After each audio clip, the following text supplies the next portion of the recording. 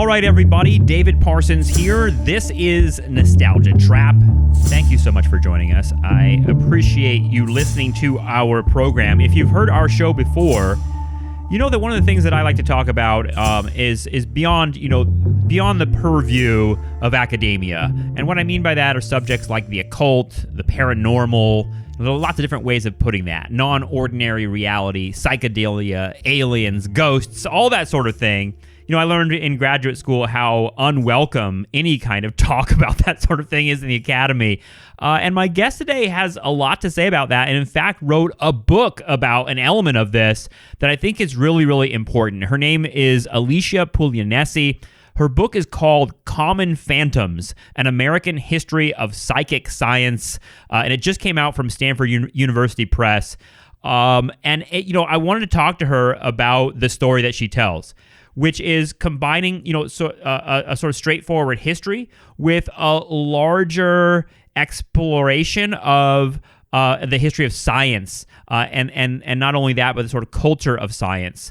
She talks about the period of time between the late 19th century and the early 20th century in which there was a deep effort put out by intellectuals and scientists to sort of come to terms with the invisible forces that many people recognize. So this is people that are doing seances and clairvoyance, telepathy, really, really interesting stuff that not only has to do with making contact with the other side, but developing a set of methodologies where we could maybe quantify this force or use it in some ways. And there are fields of science that brought this stuff on board throughout this period that I think really nobody knows about. I mean, like fields like psychic archaeology, psychometric geology, anthropology via astral projection. All of that stuff sounds like, I think many people made it into a kind of cultural joke, and we talk about things like X-Files and Ghostbusters in this conversation. But it's really, really vital to understand how certain sort of thoughts and ideas were written out of legitimate academic scientific discourse, and what the effect that what effect that has had on the direction of history, on the direction of our and shape of our society. Really, really, I think heavy stuff that Alicia is playing with in her book, and I think everyone who listens to Nostalgia Trap would enjoy it. So again, it's called Common Phantoms, An American History of Psychic Science, and this was a really fun conversation. I hope you enjoy it.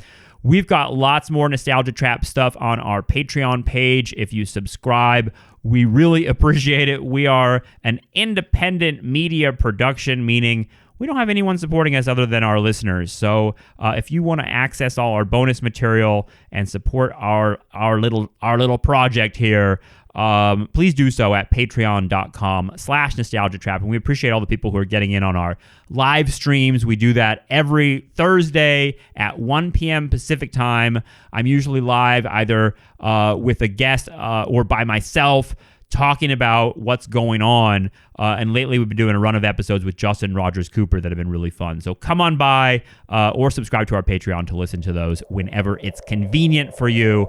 And enjoy this interview. Here is me talking with Alicia Puglionesi.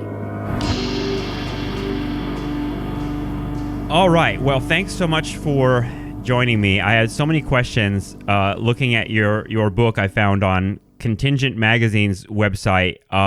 Your book came out last year, 2020, and it had a title that captured my imagination. So first of all, congratulations on publishing your book, which is called Common Phantoms: An American History of Psychic Science.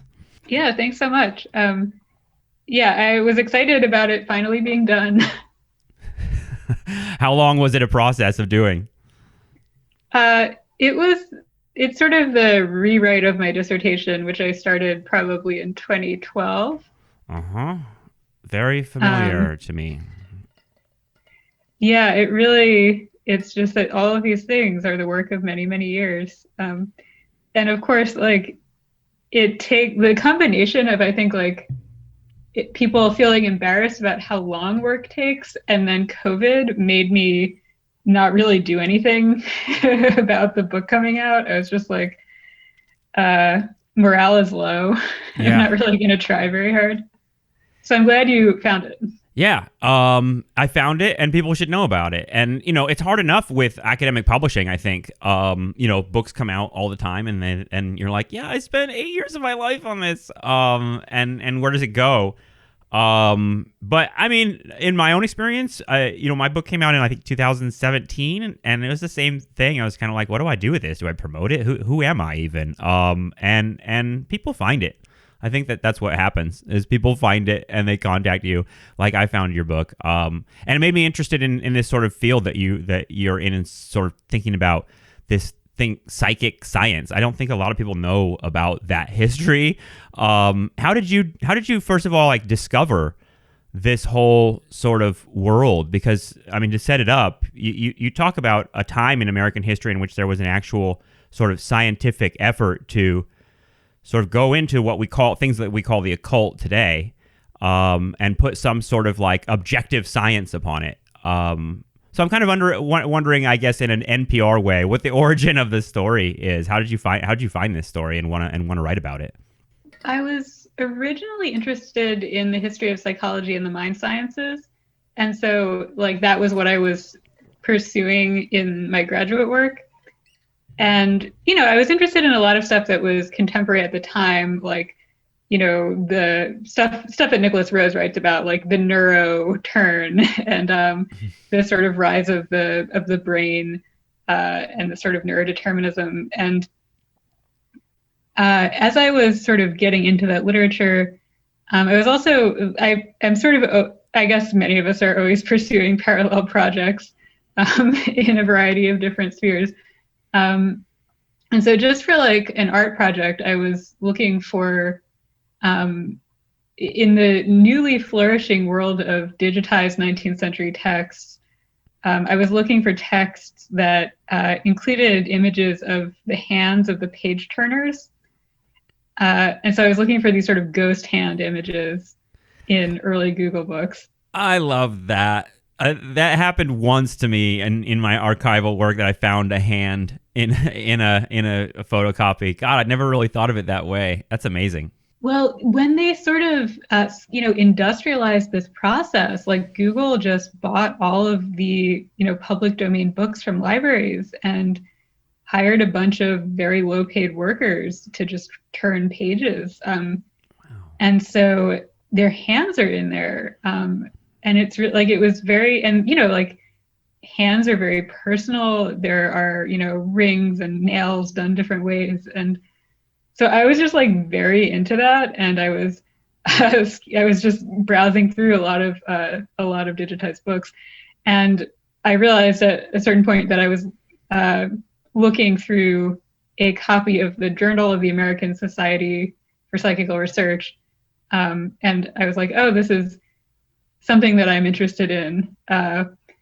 And, a lot of the questions that I was asking were in my graduate school work were about why people believe what they believe, and the sort of distinctions or lack thereof between scientific knowledge and sort of popular psychology and firsthand experience. And so I had previously been unaware of this area of psychical research, which is kind of the precursor to parapsychology, which I think more people are familiar with. Mm-hmm.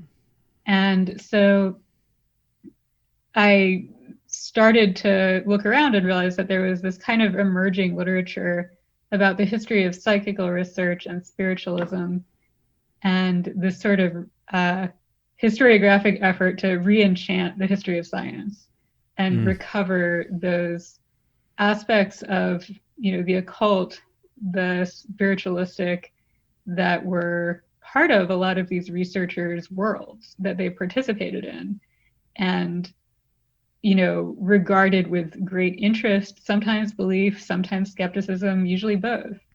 Why the late 19th century? Why this period? I always consider it this phenomenon of sort of like I don't know, isn't this when Mesmer is working and it's sort of like seances and so even I feel like in graduate school I read things that were sort of in 19th century writings about electricity and electricity having a sort of like mystical sort of property to it. What's happening in the 19th century that all of a sudden there's this sort of concerted effort to figure out the sort of forces that are invisible? Because it seems like a common human enterprise forever in some way.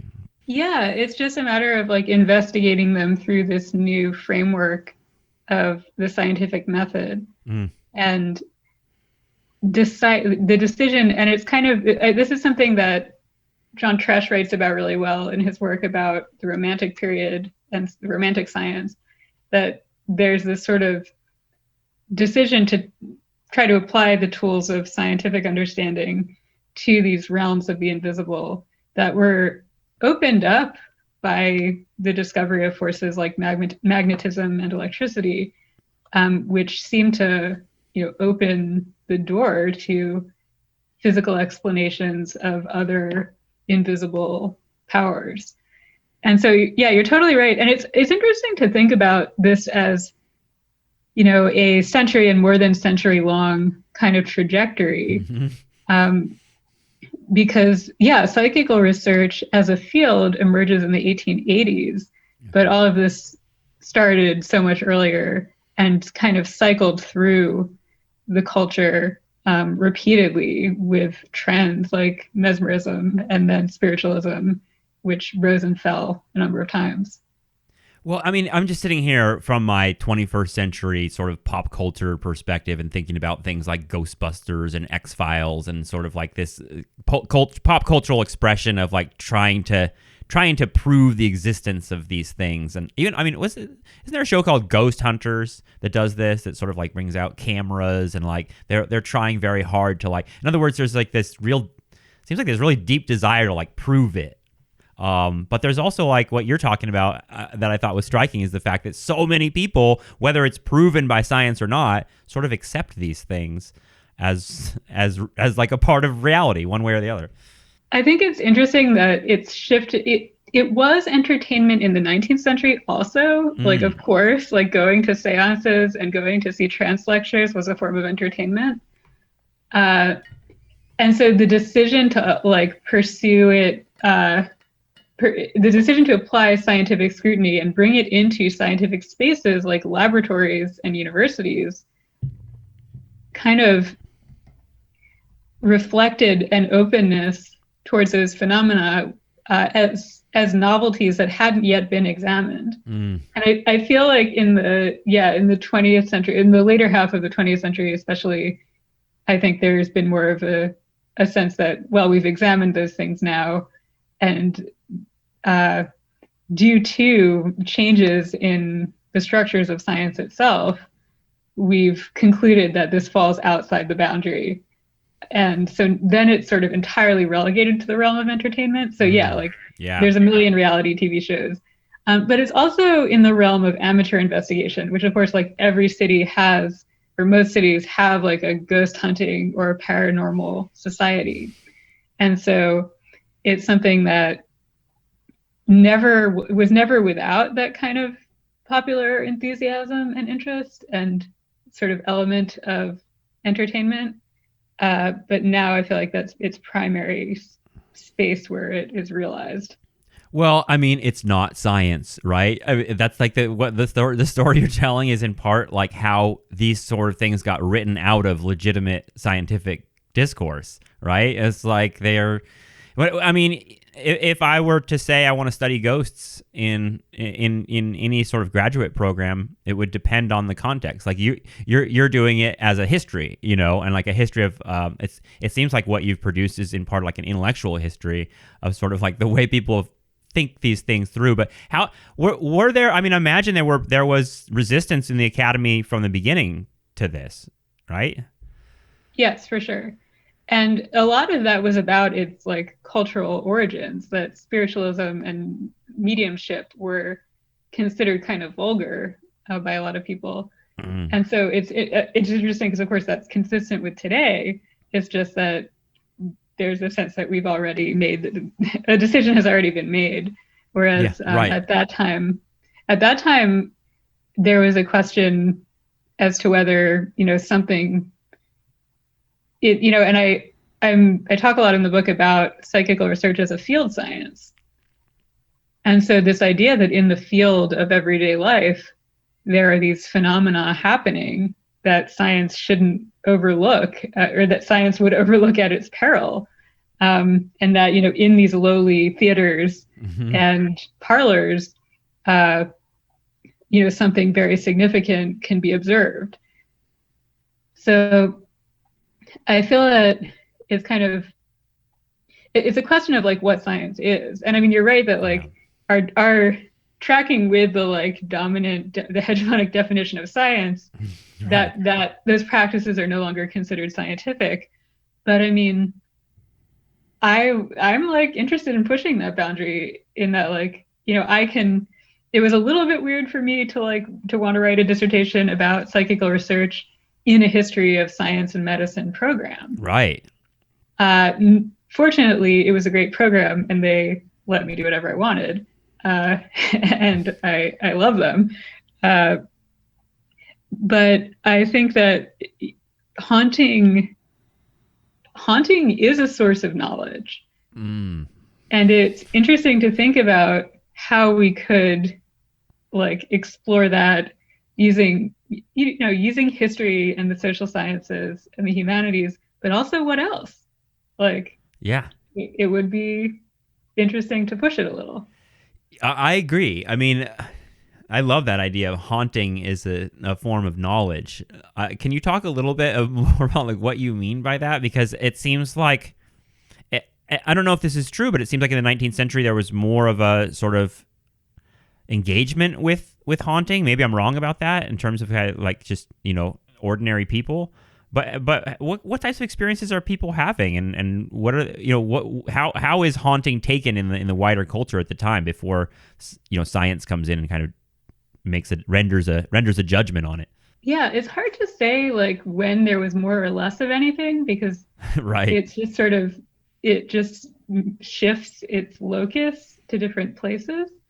And I think that it's always part of everyday life and the life of communities. And so someone who really like helped me out in thinking through that is Andreas Sommer, who's a historian who's he writes about the same society, mostly the British Society for Psychical Research, but also the American Society. And he talks about it as like this sort of effort, the scientific effort to banish fear, to banish fear of the unknown by simply declaring those things not real. But at the same time, there is still like the fear still exists at that margin where we have to maintain its unrealness lest we be subject to lest we be at the mercy of these supernatural forces. So, I think that kind of the narrative that the Enlightenment led to a great disenchantment, and that was exacerbated by Darwinism and the discovery of deep time, and that ever after, Western people lived in a disenchanted world, is something that, Andreas and a lot of other people are sort of writing against. And so I think it's part of that to try to understand like what knowledge is created in the process of channeling or encountering the dead. And the whole process of mediumship is like always, well, for the people witnessing it, it's a sort of it was understood as a scientific demonstration that, the best way to establish knowledge is through firsthand witnessing. Right. Of course, that is full of pitfalls, as, the exposers of spiritualist fraud would illuminate.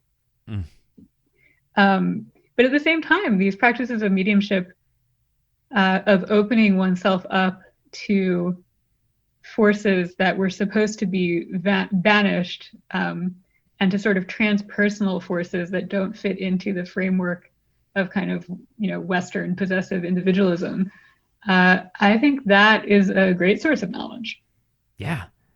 Well, I mean, it's a form of history. It seems like, it seems like it's a way of imagining and touching the past in a very sort of in a visceral way, in a way that's sort of different than other forms of knowledge. Is it always mediums? Is it always through? At least in this period, is it most often through human beings that like a certain person can communicate, has a certain talent that can communicate with the dead? Or are there devices? Are there other ways to communicate with the dead? Or is it always just through that person? Because I feel like that's what opened up so many people's sort of skepticism, is that this one person is sort of selling themselves as a medium. Right. And that's something that has kind of proven impossible to factor out. And I think, the popularity of various ghost detecting devices in contemporary TV shows is, and like the effort to automate contact with other worlds has, and that goes back to the 19th century. There were efforts to build devices that would just automatically record messages from the spirit world. Robert Hare, who was a Philadelphia chemist, was the builder of, I think it was called a spiritograph, designed with those ends. But the thing is that none of these things really work, and more basically the Ouija board and the planchette, which are supposed to be automated recording devices. Oh, what's a planchette? I haven't heard of everyone's heard of Ouija board. I haven't heard of planchette. What is that? Oh, the planchette is the little device that you put your hands on when you're operating the Ouija board. Oh, okay. And so that predated the board. Like you can use a planchette just to write if you attach a pencil to it. Yeah. Okay. It's kind of a form of automatic writing, right? Exactly. Yeah. And it flows into experimental literature and poetry. Mm-hmm. And so it kind of has this base origin in mediumship, and especially stage mediums, or people who served as mediums for pay, and also as sort of an idle hobby of wealthier women, especially, engaging in this kind of experimentation with mediumship. And it kind of moves from there into the experimental writing practices of some modernist writers. Yeah, I mean, I've seen a lot of that sort of stuff, and even 20th century poets that are sort of doing sort of experiments with moving through text and picking things randomly and trying to find codes underneath things. But I wonder. I mean, this is kind of a big question, but I mean, I loved all this stuff when I was younger, and I still love all this stuff. I've been really interested in it. But I also remember going to, I first heard about Ouija boards at a youth group, in which the youth pastor told us that Ouija boards were really evil, and that they had a friend that had one and they tried to burn it and it wouldn't burn. He told us all these really scary stories about Ouija boards. Didn't mention the planchette, but now I know that's a piece of it. But either way, I'm wondering, because I know this is part of your story, sort of race and gender and religion seem like they play out in sort of this story, in the sense that, I'm wondering how they do play out, because it seems like there are forms of knowledge that are being sort of written out of legitimate discourse here, that are forms of knowledge that are associated with people of color, women, and in religion, I feel like plays a part in this too. I guess I'm trying to figure out how sort of America writes this stuff out, because it's not just science. It feels like it's part of I guess creating who can make knowledge and who can't. Yeah, absolutely. And along all of those axes that you mentioned, I'm thinking about trying to burn a Milton Bradley Ouija board. I know. This family-friendly game company is distributing agents of Satan. But I think that, so the religion aspect of it is relates to this flowering of different religious sects in the early 19th century. And so people were, at the same time that they were involved in these offshoots of Christian denominations and Christian religious revivals, they were also experimenting with spiritualism and mediumship. And so most of them understood themselves as Christian and understood spiritualism as a Christian practice. And, they produced, justifications of that, that kind of reconciled it with the scriptures. And so how did church, I was wondering about church authority though, how they're taking all this stuff, because it seems like it's direct contact with the mystical. Yes, I think church authorities didn't like it, and there was definitely there were many efforts to restrict the practices of mediums, more actually on account of fraud and sort of fraudulent marketing than on account of religious transgression, actually. That's interesting. Yeah, so I think that it was perhaps some religious leaders spoke out against it. I think it was maybe below scorn for many of them, who kind of saw it as just a curiosity, or perhaps as not harmful, not a threat. But it definitely challenged the previous cosmological view of the place after death as a place that we cannot interact with, which of course is a phenomenon of recent Christianity. And so that gets... What do you mean by that? There's a prehistory, you're saying, of like more openness about this sort of thing. Yeah, I think, and I'm not a historian of other times and places. I just do 19th and 20th century America.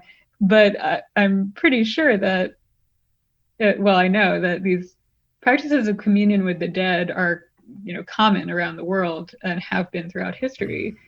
And so it's almost an exceptional period of time where that's not a normal part of people's religious and spiritual practice, or it's sort of not accepted by the religious authorities of a society. Mm-hmm. And so there's this question with, spiritualism and psychical research of, is this the return of something that had been filtered out or suppressed in European spiritual practices? Because it's definitely common in many other contexts.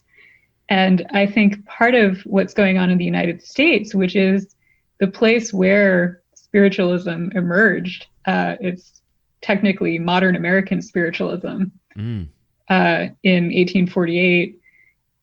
There is a question that I don't really have the answers to, but others have written about more extensively, of, what is the influence of the spiritual practices of enslaved Africans and of Native Americans on the people who developed and articulated modern American spiritualism, because they were to some extent exposed to and aware of those traditions. And so we don't have great, we don't have a great knowledge of that possible exchange. Molly McGarry writes about it, and a few other people whose names I'm forgetting. But there are a lot of resonances. And so I think that's what a lot of people are picking up on. And resonances that go both ways. There are spiritualist practitioners in antebellum New Orleans who are Black and who are using mediumship to channel the voices of enslaved people and demand the end to slavery. And at the same time, there are also white mediums who are using the voices of the dead for this purpose. And so it really is so multivalent that it can be used in a variety of contexts for a variety of ends. That's incredible. I mean, I I'd never thought. I mean, it's sort of like making the dead speak as a piece of contemporary politics, right? Like the dead.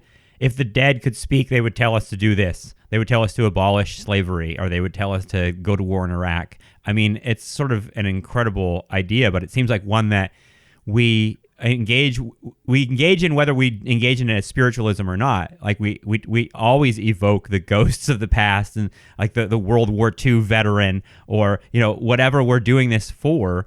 It seems like a really common impulse is to sort of like want to speak for the dead or have the dead speak for you. It's interesting to hear it be so literal during this time. That's amazing. Oh yeah, it was very literal. Like you could channel George Washington and right. he would be like, oh yeah, we made a mistake. Definitely abolish slavery. Let's ask George. Yeah. And I think it's it gives us access to people's understandings of who matters among the dead. Yeah. And so there's George Washington and John Adams, and a variety of other sort of illustrious figures from throughout history who are channeled. And then there are these sort of anonymous spirits who are just like Joe, any dead person, who mediums access in this murk or in this churn of spiritual signals. It's kind of interesting because they use the telegraph as a metaphor for most of the 19th century, and then in the early 20th century they start using the radio as a metaphor. And I think that idea of tuning the radio dial and kind of encountering these different signals is similar to what they're describing. And so they'll channel these anonymous spirits. And then there is also a tendency a strong tradition among white spiritualists of channeling Native American spirits. Mm-hmm. Yeah. Which they do to invoke the authority of the original holders of the land. Wow. And of course, they do it in their often progressive 19th through their often progressive 19th century politics, which are kind of a view of India, of dealing with the quote unquote Indian problem through non-genocidal means. So they're arguing for peace and fair treatment for Native Americans, but of course also justifying everything that's already been done and reifying this idea of manifest destiny that, of course, it's the ultimate vanishing Indian narrative because they're speaking from beyond the grave. That is unbelievable. I mean, how as a historian, how do you unpack that and write about it? Because that sounds really hard, because you're dealing with phenomena that, do you take these folks at their word of what they're saying and experiencing? Are you going to, talk about them as, well, this is obviously just projection of their ideologies onto this spiritual map, and they're just sort of they're being led, in other words, by their own ideologies.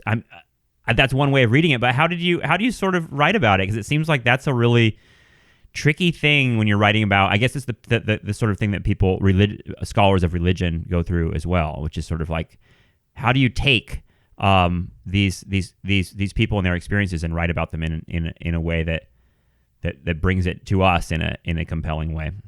I think that I've learned a lot from reading scholars of religion and also media studies. I interestingly had the opportunity to contribute to a volume about media ventriloquism that my friend Shannon Wang Lerner was putting together, and that really helped me think about the metaphor of ventriloquism,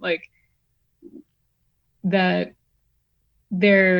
we could view this as ventriloquizing the dead and merely speaking through them. Right. But it also has, as a performance of channeling, it's actually supposed to be the reverse. It's supposed to be the dead speaking through the living as a vessel. And so that's a very confusing thing to try to parse out. And I think there are cases where, like the power asymmetry, for instance, speaking for the Native American dead, like the power asymmetry is so stark that, it's hard to really respect, that as anything besides a way for the channeler to make a political point. And often using very, disrespectful stereotypes of Indian speech. And at the same time, I think in other contexts, we can say that like there's something to it, and that it's both illustrating something interesting about how power works and how voice works, and also at least holding open the possibility that the dead can have agency in our world, which I think is very important. And I think you mentioned something along these lines earlier, but I think about this a lot in terms of, the illustrious dead were popular to channel because there was the expectation that people would listen to them and take them seriously, that they had authority, even from the spirit world. But why don't we listen to all the dead, like, and especially during a mass death event that is unfolding right now? Yeah. And the mass death events of the past. Those, like, what if we gave agency to those people? That's something that I think about. It's a fascinating idea. And what would that look like? Because I think that people do try to give agency to the dead in really ideological ways. I think about the 3,000 dead of 9/11 and how they were weaponized to sort of create, the war on terror and things like that. But that doesn't feel like what we're talking about here, sort of, because it's sort of like individual agency. Hearing their voices. On the other hand, I'm like kind of imagining like it's so American. It's such an American idea in so many ways. But I'm thinking about what if some white guy now were like, it's like, I'm channeling the voices of African slaves and they have a message for us, and they have a message about Black Lives Matter and things like that. I mean, how would that be taken in the wider culture? I'd imagine there would be a lot of people who would say this person is like the lowest form of grifter on earth. At the same time, I'm like, well, the impulse to recover the voices of the dead and the voices of the people who are lost to the systems of oppression that still exist is a noble thing and something that we probably should connect. So it's really tricky to think about. I think you've written a book that is so challenging.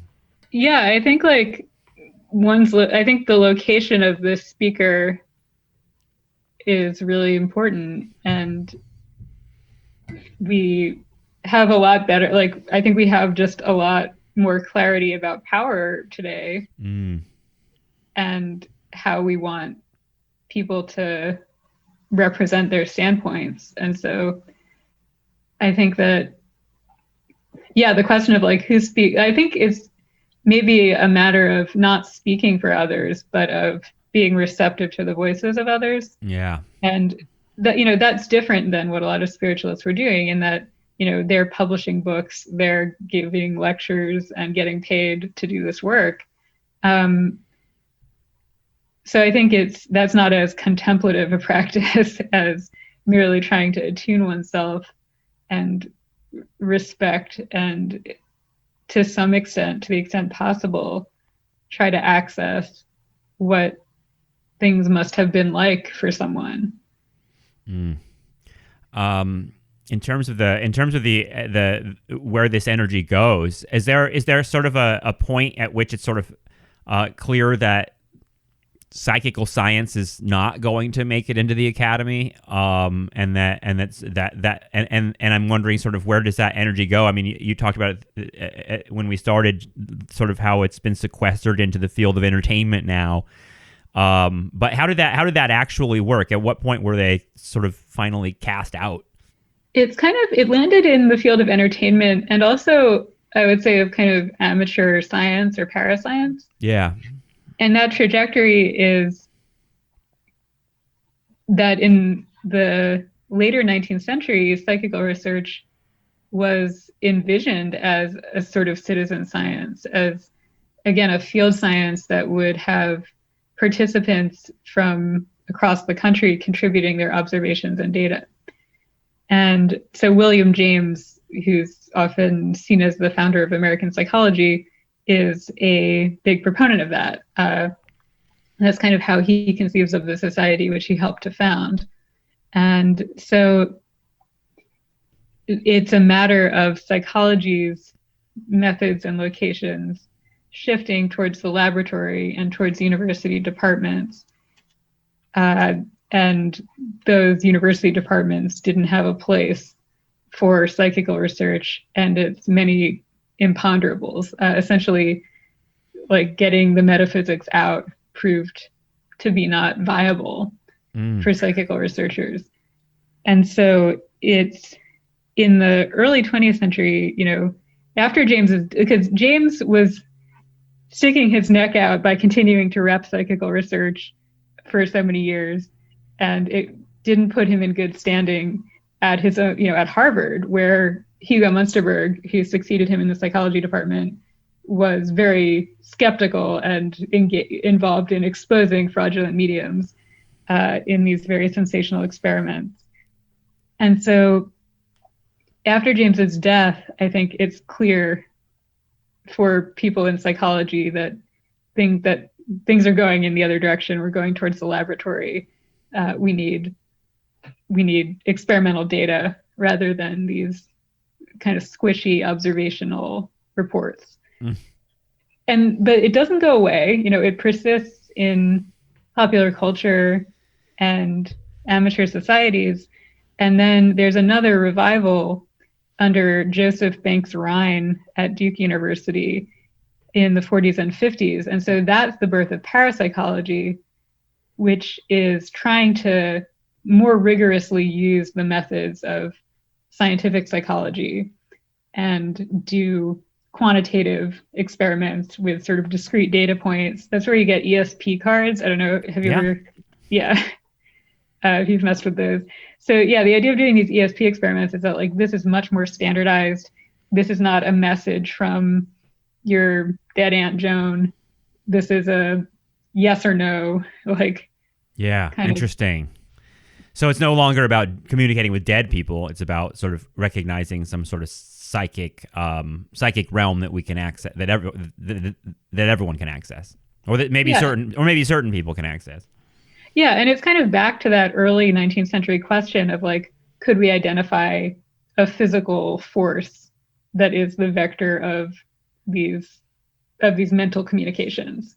Yeah, I mean, I heard this point made a long time ago, and it stuck with me, and it still does, which is the idea that no one knew what electricity was, and it was just sort of this mysterious thing until scientists were able to sort of control it and harness it to the point where it's no longer a mysterious thing, and the same could be true of psychic phenomenon. That it could be something that we see as a mystery, but eventually could be harnessed and controlled. It seems like that's such a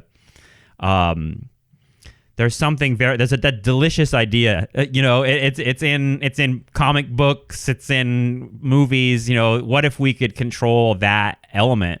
But it seems like, I don't know.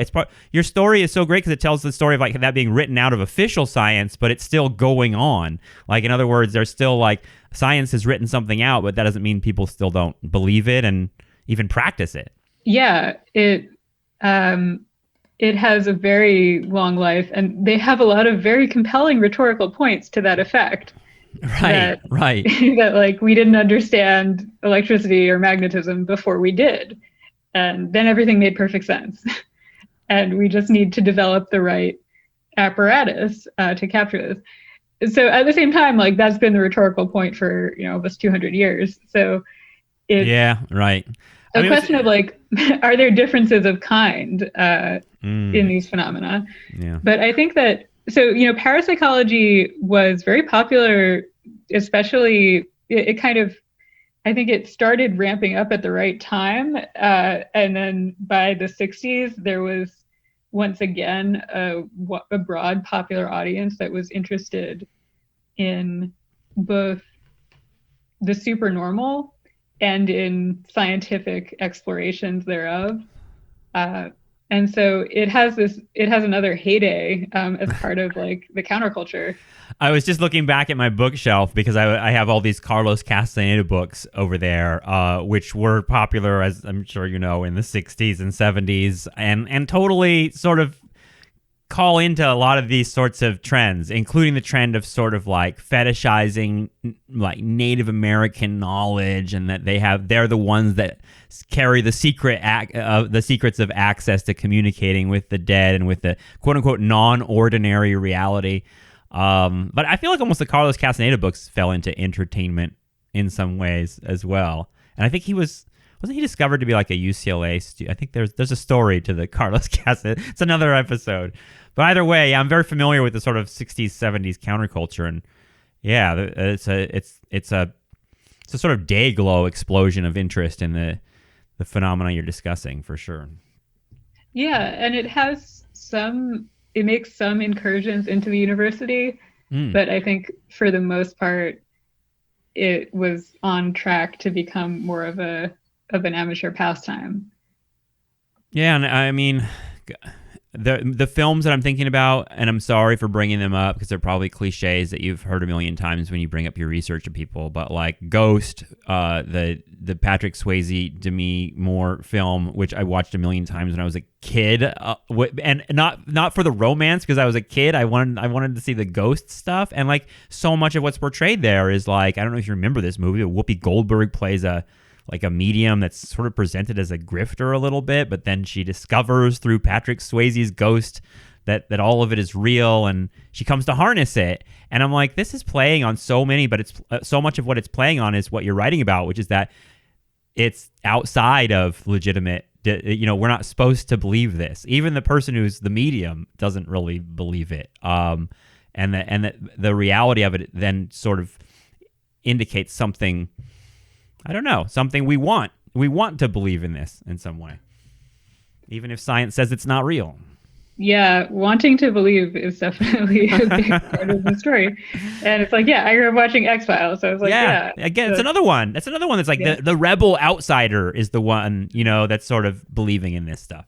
And it's interesting, I totally forgot that Whoopi Goldberg was in that movie. Mm-hmm. That idea of the medium as kind of being haplessly able to access these spiritual forces despite their own lack of control over their powers is kind of a thing. Like, because in the 1880s and 90s, when scientists were testing out mediums and trying to get them into the laboratory and put them through their paces, they had a similar attitude towards these often female mediums, that they were scammers, but there might be something to it. And it might be, of course, it's not under their control. They're not smart enough or competent enough to actually be in control of such mysterious forces, but that it could spontaneously happen. And that's why it's important, to study them, but not trust their self-report. Oh my God. Wow. I mean, it comes with so many assumptions, and like there's such condescension there as well. It makes me think of John Edward. Do you remember that guy? No. John Edward. He was popular like 15 years ago on TV. He was he had a TV show where he like claimed that he was communicating with the dead, and he would just basically pick someone from the audience and start talking. And I don't know that. I think there were a lot of people that were sort of, pointing out that this guy was playing a game with people or turning it into a big, TV show for a lot of money. But I mean, his audiences were filled with people who just desperately wanted to experience this and make contact. I mean, it's such a common human desire. Yeah, I do. Now that you describe it, I do remember that show.